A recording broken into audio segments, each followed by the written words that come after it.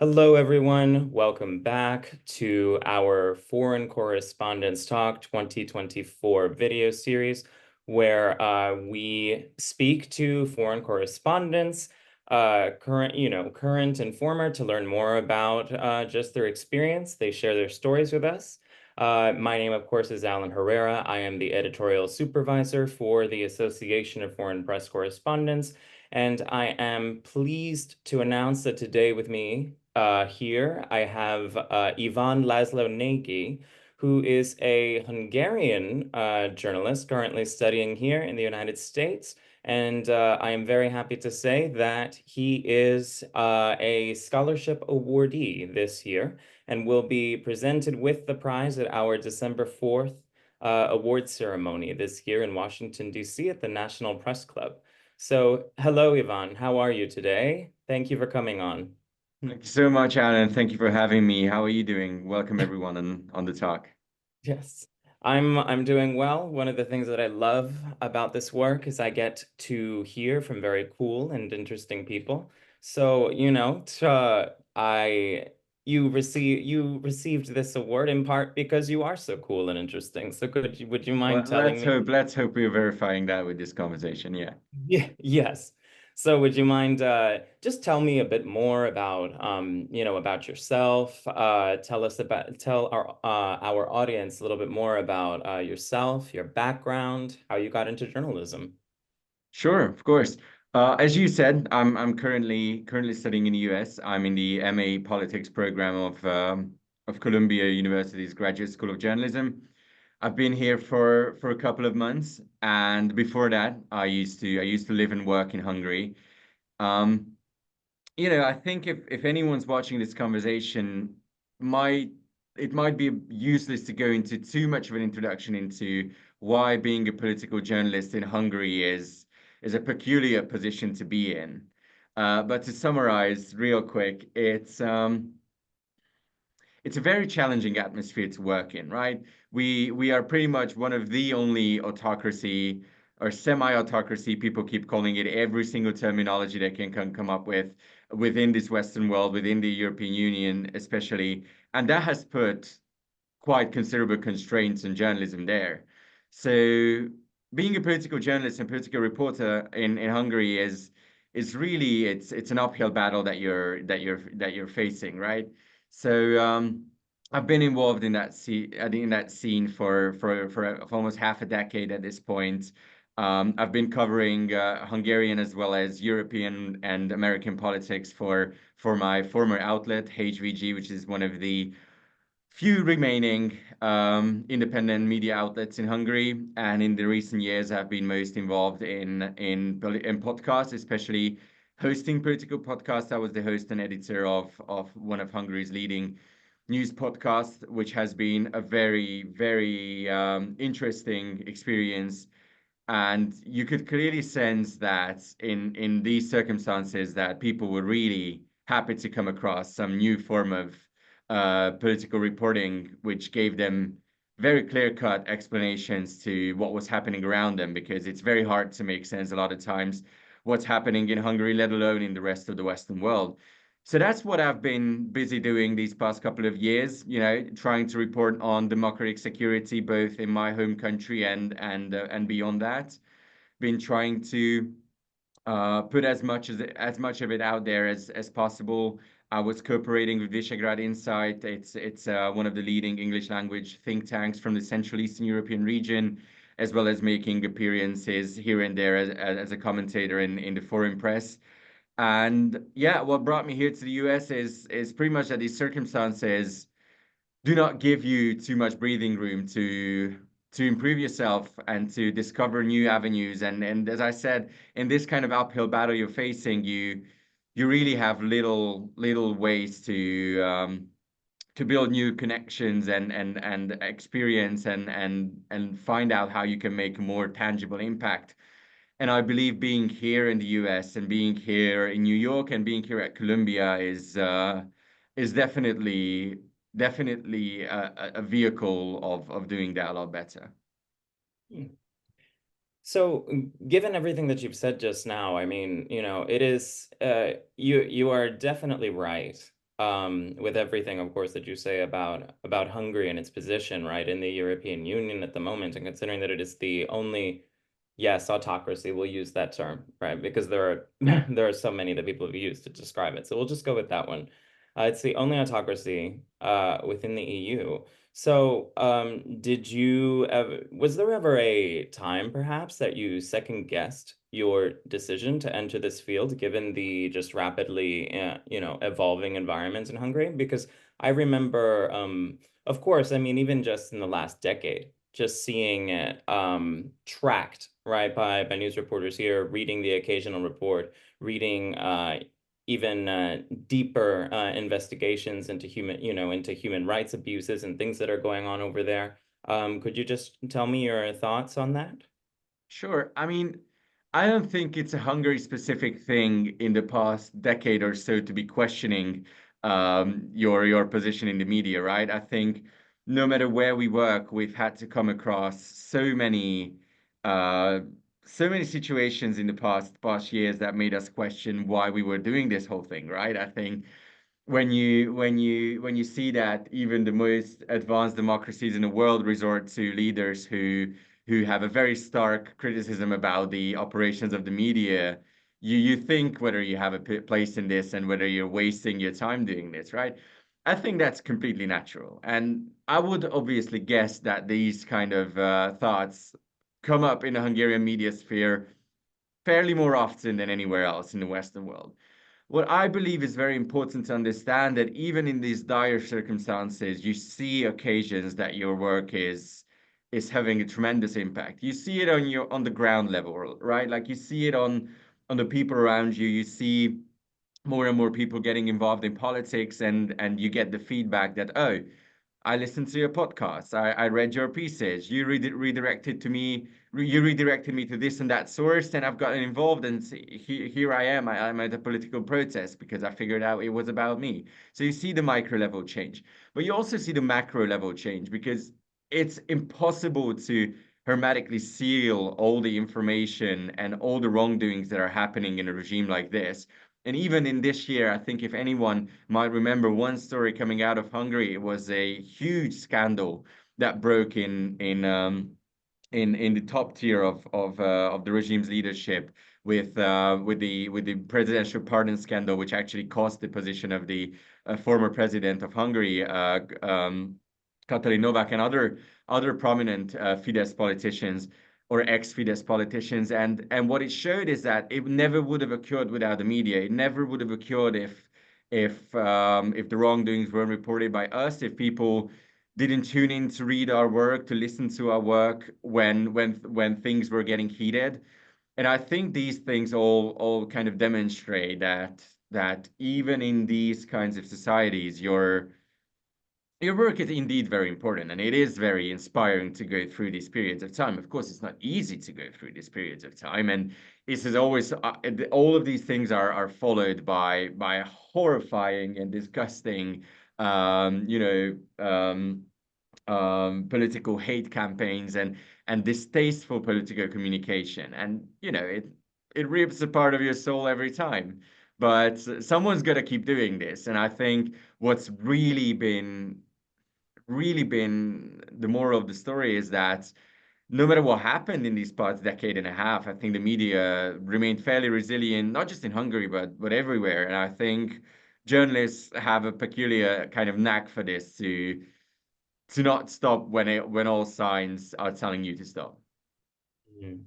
I think that all of that is very well said. And I appreciate, I appreciate that perspective very much. And you already have, right, like this wealth of really wonderful experience. So, how did it feel then when you started studying at Columbia? And how has that experience, challenged or reshaped your perspective as a journalist and your approach to the field, here and or in Hungary? It's a very different school of journalism, and I'm not meaning it in the literal sense. It's a very different school of journalism that I'm experiencing and I'm becoming a part of here in the US. It's very hard to put into more concrete terms than this. I think each and every media sphere around the world has their own characteristics. But what's very common is that most of these media spheres try to replicate what the trends are in the US. Many of these spheres take a lot more time to adjust. You know, you see reports in the sense that, for instance, on how podcasts are getting, you know, oversaturated in the US, and listeners are kind of moving towards one or two show that they're following, but it's not so diverse anymore. On the other hand, in like Hungary, you're still very much in like the uphill phase of it, right? So it's always a kind of trying to catch up with what's mainstream in the US. And being here and experiencing it firsthand is a very transformative experience. Obviously, you have to understand that wherever you're doing your job, you have to kind of cater to an audience, and you can't just present them with something they've never seen. But what I'm experiencing in the US, it's I less time that I feel that it's this kind of like a duty that people are doing in journalism, but mostly that it's a kind of passion and art in some sense. And I feel like what's missing in environments which are, you know, a lot tighter in terms of both human and financial resources is that you try to do the most in the least amount of time, and you're trying to reach people with the cold hard facts. And that's also one of the reasons why people tend to get disenchanted with the news, because it tends to be dry, it's uninteresting, especially unentertaining. Whereas here, I think the human element, both in terms of your writing, but both in terms of the stories that you're covering, is very tangible. And I think it's super important to realize that it's no matter in what circumstances we are, we have this kind of multifaceted challenge that we're facing, that we have to keep people engaged, even if the topics are not engaging, and even if they're, you know, not easy to follow, or you know, they make you feel disgusted. And I think it's a particular challenge which I see that here people are taking really well. And you know, getting introduced to this school of thought on a kind of a teaching basis is very fascinating, but also being surrounded by people from all around the world, being you know, part of a group of experienced journalists who come together from really all continents from the world, and all parts of it. Um, it gives you those kinds of insights that you don't seem to get if you're entrenched in like the daily duties of going through the mud in a media sphere like the Hungarian media sphere. Hmm. So I really like that what you're saying about, you know, just being surrounded by this very interesting and very talented cohort of journalists at Columbia. Just, you know, I mean, for my own edification, is there any course that you're taking right, you know, right at this moment, anything that you're specializing in that you find really exciting? I'm very curious. Right, about the MA program in the journalism school is I don't think from my knowledge that it's the is the usual J school program that you would expect. So it's for people who had been in the industry for a while. It's not going through the basics. It's not getting a camera and a microphone and getting out to the street. It's a lot more abstract, and it might seem at the first glance that it's useless, because our work is very much grounded in reality and practice. But what it makes you appreciate a lot is that what elevates journalism, in one sense, obviously, the technical things like how well can you write, but also what thoughts are you trying to channel, what feelings are you trying to evoke from the reader. And this course that we are taking here is very much based in the second part of the equation, right? We speak a lot about social science, we read a lot about social sciences, and we get indulged in these very complex schools of thoughts and find ways to channel it and kind of funnel it down in a way that it all seems to kind of crystallize in the very moment that we are in right now. I hope it's making sense. It is abstract. It is challenging. It is academically challenging and journalistically challenging. but what it does is that it makes you think a lot more about the work you do and to think a lot more complexly about the things that surround you. And that gives you a sort of vision which moves you out of the comfort zone that you've been in. It moves you out of the, kind of social political bubble that you've been living in for a while. All the impulses that we get, all the inputs that we get from our cohort and from our teachers, uh, kind of make us realize that there's a lot more to the stories that we've been covering than we thought there was. There might be some universal things which we have not yet discovered. And I think it makes all of our writing and all forms of reporting a lot more knowledgeable and a lot more powerful than it used to be. For myself, I'm feeling like it's already making a huge impact on the way I think about my work and the way I channel my thoughts into my writing. I assume it is the same for everyone. Obviously, the J School offers a lot of courses that we're taking, from investigative courses for a range of other things that you can do. But what's at the heart of the course that we're doing is this kind of deep dive into political journalism, to a level and to a depth that we do not get to do in our everyday operations, right? And I think taking this little time away from being in the newsroom, from being out there, from being in the studio, and focusing on your understanding of the world and focusing on your skill sets and trying to become more relevant and more in touch, it's really a huge opportunity. It is, and I mean, I'm so glad that you're getting so much out of it. It is very comforting for me to hear, and I hope for anybody, anybody who's listening today or watching, just because the world is undergoing some really remarkable shifts at the moment, and authoritarian regimes, of course, are rising around the globe at what seems like, well, a breakneck speed, and when we are dealing with these moments, right, living through them, we have two choices. From my vantage point, we can either just sit back, right, or we decide how we're going to meet, the present moment. So, given that, Ivan, what are your plans for the future, and how does this award that you've received from our organization, how does this supplement what you're already doing, and how do you see yourself moving forward? Right. I feel obviously that, let me just clarify that, as I stated at the start, that I'm very honored to have received this award and to be a part of such a prestigious community of journalists. Well, to answer the first part of your question, I think what has been the moral of the story for almost a decade now is that you can't let go of your values as a journalist and the things you believe in. It doesn't mean that you have to resort to activism necessarily. I think in a lot of ways that can be counterproductive.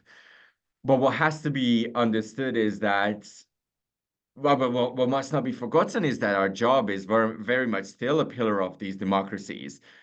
Even if in certain moments, well, certainly when we're having this conversation in the US, it seems like it's having less of an impact. It seems like that all the lessons you've been trying to tell about the importance of democratic values were not listened to. That doesn't change the fact that it's an important, if not the most important part of our work. In terms of my own plans, I come from this environment where this sense of our duty has been understood as this kind of social issue and something that we contribute to society with. I can't. It's hard to give you detailed answers to the question, having only been here for, well, maybe a little bit more than 2 months. But what I'm very certain is that um, I think one of the reasons why we have come to these democratic and autocratic crossroads in the past couple of years has been that reporting on these issues is incredibly tough. You've got language barriers, you've got borders, you've got all the different circumstances which make it hard for people to keep an eye on what's happening, and democratic backsliding around the world has really been happening on the sly. And one of the things I've been very passionate about doing is trying to push this message from my country out there to keep an eye on these things, to try to help, explain, translate, and transcribe what's happening, for instance, in Hungary, because it is very valuable to understand what's going on and see how it's being replicated elsewhere. So I think for us foreign correspondents and people who want to move into foreign correspondence or have, understanding of different political spheres around the world, to serve as this bridge which helps people understand in point A what's happening in point B and vice versa is super important. So that's something I definitely want to do in the future. Obviously, to kind of help advance the democratic causes in my home country, but also to help people understand that even in my home country or in Europe, that whatever's happening around the world has either a direct or indirect impact on their lives. If anything, their politicians will be inspired by it. So it's us who have to keep people informed. It's us who have to keep people engaged and make them realize that they are the only ones who can actually hold back these processes with their vote and their participation. And I think having the having the blessing and opportunity to be kind of grounded in and based in two different environments or multiple environments and have these network of journalists around you helps you with acquiring the skill set that is needed to keep the people's eyes open, as in what's happening in the world, because sooner or later it's going to affect their lives. Yeah. On that note, I mean, I think there's so much ahead. I really appreciate your point about us being at this crossroads, not just, not just in the, not just on the micro level, but certainly on the macro level. And I think that more and more people have this on their minds and are definitely engaging. They're definitely more politically engaged. They're becoming more active. And I'm so glad that there are journalists like yourself who are working to, to meet that need. So I'd like to thank you today for being here with me, on our talk series. And I must congratulate you again on this award. It has been my pleasure to be with the organization from the beginning as a founding board member, and to know that people like yourself are out there doing the work that needs to be done pleases me immensely. So thank you, Ivan. Thank you, Adam. Thanks for having me.